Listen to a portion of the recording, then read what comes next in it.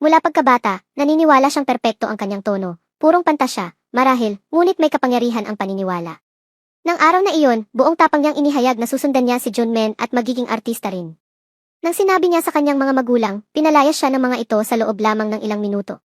Isang buong buwan siyang nanirahan sa bubungan ng isang 2 palapag na bahay, natutulog sa gitna ng mga maleta at tarpaulin, hanggang sa tuluyang sumuko ang kanyang mga magulang. Sa panahong iyon lamang tuluyang nagsimula ang kanyang tunay na paglalakbay sa musika. Mula sa sandaling iyon, nagsimula na silang mangarap ni Junmen na magkatabing nakatayo sa mga higanting entablado ng mga SIT festival. Nagliliwanag ang mga ilaw at nag-uungal ang mga tao. Ang katotohanan, gayunpaman, ay malayo sa pagiging kaakit-akit. Ang kanilang unang ientablado ay ang bubungan pa rin. Sa sandaling tila tama na ang lahat, nakialam ang tadhana. Inanunsyo ng pamilya ni Junmin na lilipat sila sa New Zealand. Pagkatapos, magkakahiwa-hiwalay ang grupo. Hindi pa sila nakakapaglakbay ng tunay ng magkasama, kahit nga maayos na school outing ay hindi pa nila nagagawa.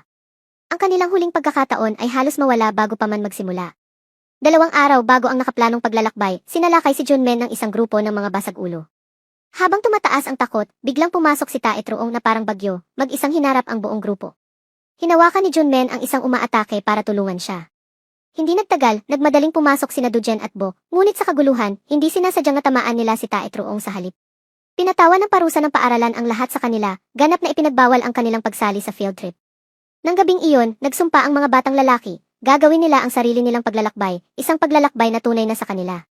Ang kanilang pangarap na destinasyon ay Thailand, kung saan nagtatanghal ang kanilang mga minamahal na idolo na naglalakad sa lubid. Pero malakas na tumama ang katotohanan. Wala silang pera, at walang magulang nila ang papayag na maglakbay sila sa ibang bansa. Sa sandaling tila walang pag-asa ang lahat, humakbang si Truong. Ito na ang huling regalo na ibibigay ko sa inyo, mahinang sabi niya. Kung 3 oras lang ang tulog mo sa isang araw, kaya mong gawin ang lahat. At pinatunayan niya ito. Nakuha niya ang perpektong resulta sa kanyang pagsusulit sa pagpasok sa universidad. Insistido ni Dichayan na hulaan niya lang iyon, pero umisi lang si Truong, desididong ipakita sa mundo na ang batang minsan ay tinawag na tanga ay maaaring mas lumiwanag kaysa kaninuman. Nagdiwang ang kanyang mga magulang na parang nakatagpo sila ng ginto. Isang malaking handaan ang inihanda, mga kamag-anak ang inanyayahan, at buong pagmamalaking inihayag ng ama ni Tae Truong na nagpatay siya ng buong baka para sa okasyong ito. Tahimik na umiyak si Dichayan para sa kanyang minamahal na igi. Sa pagdiriwang, ipinangako ng ama ni Tae Truong sa kanyang anak ang anumang gantimpala na gusto niya. Walang pag-aalinlangan, humiling si Truong ng biyahe papuntang Thailand kasama ang kanyang mga kaibigan. Nag-alinlangan ang kanyang ama, tila mapanganib ang 4 na lalaki na mag-isa sa ibang bansa. Baka sa susunod, sabi niya ng mahinahon. Pero ang susunod na pagkakataon, ibahagi ang iyong mga saloobin sa mga komento.